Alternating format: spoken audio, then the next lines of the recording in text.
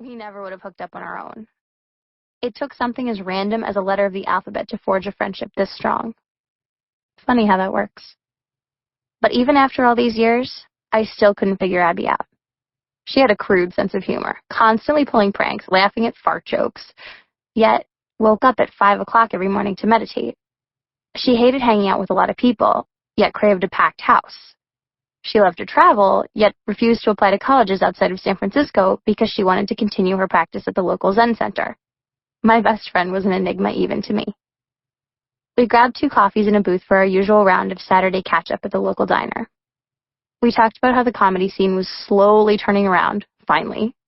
We wished we'd been born 15 or 20 years earlier, when San Francisco was one of the top cities in the country to work, when Robin Williams performed to SRO crowds several nights a week. Back then, Margaret Cho had left home at 16 to hit the road. Now, at 17, we usually had to lie our way into the clubs. The punchline wouldn't even let us in without a parent. Were they kidding? Because we were still learning, no gig was a waste. Not even emceeing shows at the community center, or Y. And hope of hopes, a scout for Conan or Letterman might spot us someday and ask us to perform. Although the school year had just begun, the Saturday morning Yak Fest was fast becoming our senior year routine. It never got Abby and me an inch closer to playing bigger clubs, but it reassured us that we weren't wasting our time practicing into tape recorders and mirrors for nothing, that we actually might have a minuscule shot at being funny for a living.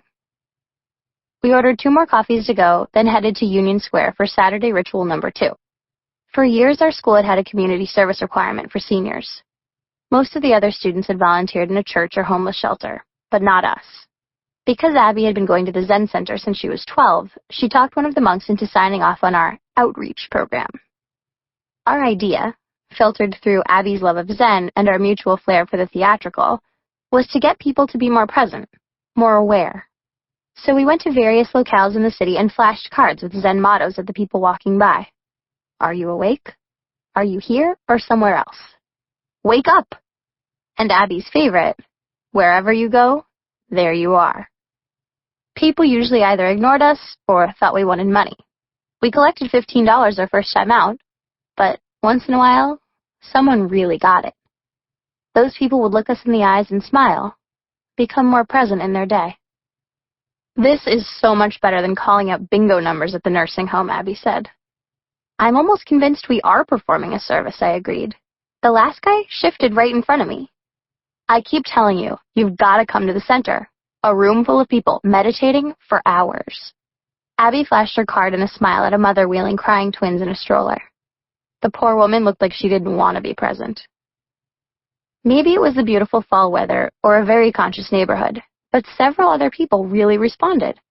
An old man put down his groceries and asked us about our project. We ended up talking to him for 20 minutes. After an hour and a half, we packed it in. You want to come to the movies with Kevin and me? Abby asked. Going to the movies was an opportunity I'd usually never say no to, but I had 2 papers to finish. Kevin was a nice guy Abby had met through her brother Billy. I never felt like a fifth wheel joining them. I liked Kevin a lot, but knew not to get too attached to the guys who stepped through the revolving door of Abby's affections. I left Abby in Union Square and headed home. When a woman walked by me carrying a chihuahua wearing a calico bonnet, I took out my notebook and logged the image for future use. Ed Lynch from the next street over walked by too. He had graduated from my high school the year before. Even though we passed each other almost every day, he never bothered to nod or say hello. I had given up trying to be friendly months ago. It wasn't just Ed. When it came to most guys, it was as if I were wearing invisibility sunscreen. It's not that there was anything wrong with me. Okay, maybe I was a bit on the uncoordinated side, too eager to please, but with most guys, it seemed as if processing my presence wasn't worth their time. Friends and family have always described me as 2 things, smart and funny. Never pretty, never interesting, just smart and funny. I wasn't complaining. Those were necessary qualities for my chosen line of work. But it would be nice to at least register on the attractiveness scale once in a while. Unlike Abby, I hadn't had a boyfriend since Peter last year, and even that was stretching the definition of boyfriend way past anything Webster would have recognized. I had better luck holding the attention of a room full of people in a comedy club than a guy. I couldn't decide if that was good or just plain pathetic. Idea for a routine. In my neighborhood growing up, I was everybody else's invisible friend. I looked at the card peeking out of my bag. Are you aware? I finished the rest of the sentence in my mind. Are you aware that no one is aware of you? I scribbled a quick bit about Zen riddles in my notebook. Just because Abby wasn't going to use them in her act didn't mean I couldn't give it a go. They'd be better than the sex, drugs, and parents jokes that filled the sets of most comics my age. I smiled, thinking about the sign from last year's comedy workshop that I'd hung over my desk at home.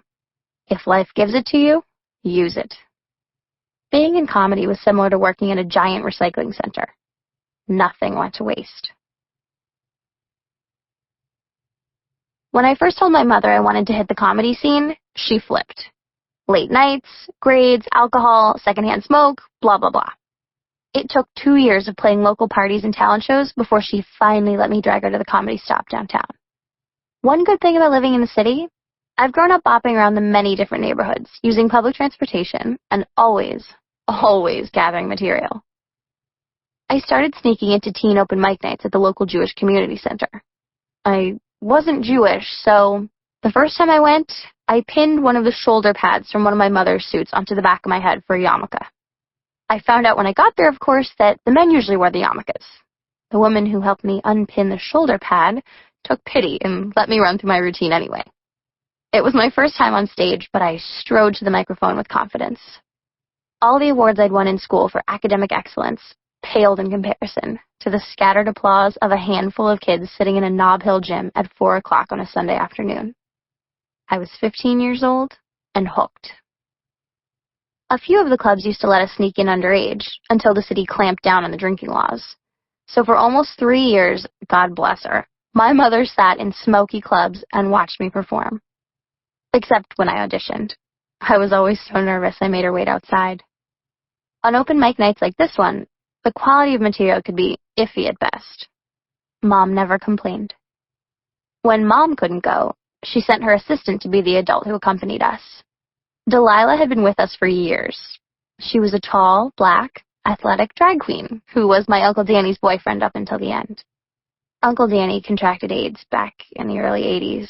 His illness brought us here from Seattle. Mom and Delilah comforted Uncle Danny through his pain, then comforted each other when he finally died. Mom and Dad said we were staying in San Francisco because of the weather and the career opportunities, but even then I knew Mom couldn't bear the thought of leaving the city where her only brother was buried. When Delilah's travel agency went under a few years later, Mom hired her as a full-time Jill of all trades. I never knew Delilah's real name, or saw her out of costume. She flipped if anyone referred to her as he. She was known around the Castro for her impersonations of TV moms. When she walked down the street as Carol Brady, people hounded her for autographs. Mom sat down in the back of the club, ordered herself a beer, and told me to have fun. I headed to the lobby to wait with Abby. Are you doing the bit about the stuttering telemarketers? She asked. No, this is my new leap year set. I'm not sure it's ready yet. What are you doing? Abby put out her cigarette at the bar. My I hate the Olympics bit. One of my favorites. Hey, let's scrap our routines and just wing it, Abby suggested. Yeah, right. I kept walking. She blocked my path. I'm serious. Like that improv class we took last year at the Learning Center. Half of those skits we did were horrible, I said. The other half were brilliant. Come on. Be here now, remember? No way. There's too much at stake. There's nothing at stake, she said. The only people here are tourists and freaks like us. I told her not everyone was Paula Poundstone, having impromptu dialogues with the audience all night. Abby barely listened. She'd heard my excuses before. I knew sooner or later I'd have to let go and trust my instincts more, but it scared the life out of me. Standing on stage in front of people? No problem. Winging it without a script? Trusting in my gut that I'd know what to do? Problem. Big problem. Rick, the manager, approached the mic. He'd owned the Comedy Stop for 20 years, had seen all the heavy hitters come and go, and go and go. His stories of Jon Stewart showing up to encourage the newcomers kept all of us eyeing the door in anticipation. Rick was shorter than I and wore the same Buzzcocks t-shirt every night. The fact that he encouraged us and kept us on the open mic list made Abby and me overlook the fact that we'd never been paid a cent. Because we value